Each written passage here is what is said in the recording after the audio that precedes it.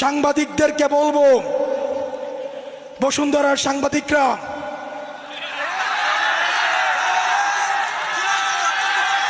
বসুন্ধরার সাংবাদিক খুনি হাসিনার পক্ষে এই বসুন্ধরার মিডিয়া কি বৈধতা উৎপাদন করেছে আমরা ভুলে যাই নাই। এই বসুন্ধরা গ্রুপের সাংবাদিকরা আবার নগ্ন হয়ে অপরাধের বৈধতা উৎপাদনের জন্য আবার নেমে পড়েছে, আবার আরেকটা ১১ ঘটাতে তারা ষড়যন্ত্র করছে। প্রিয় রাজশাহীবাসী, এই অভ্যুত্থানে যারা দাড়ি পাকাওয়ালা মানুষ কয়জন রক্ত দিয়েছে, আর যারা ছাত্র তরুণ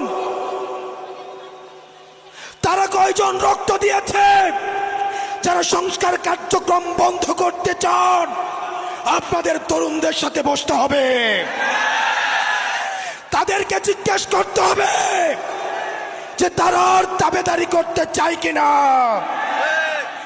এই তরুণ সমাজ আর দালালি করতে চায় না, এই তরুণ সমাজ আর দালালি করতে চায় না, এই তরুণ সমাজ দাবেদার হতে চায় না, এই তরুণ সমাজ আর স্বৈরাচার হতে চায় না।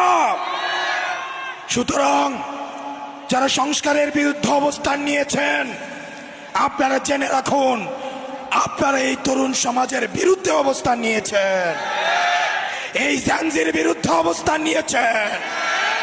দাড়ি পাকাওয়ালা মুরব্বীরা ফেল করেছে, বাবারা ফেল করেছে, তখন সন্তানেরা রাস্তায় নেমে এসেছে, বাবাদেরকে কাঁধে কাঁধ পেতে দিয়েছে রাস্তার মধ্যে যে আমি যাচ্ছি, আমার কাঁধে হাত দিয়ে দাঁড়াও। জেল থেকে বের হয়ে এসে কেঁদে কেঁদে বলে, আমার মাসুম বাচ্চারা,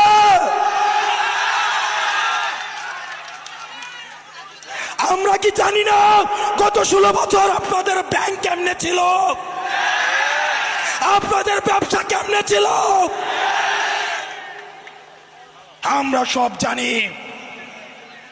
কারে ভয় দেখান, আরে কারে ভয় দেখান, আমাদের হারানোর কিছুই নাই, আমাদের ব্যাংক নাই, আমাদের লুটপাটের ব্যাংক নাই যেটা আমরা হারাবো।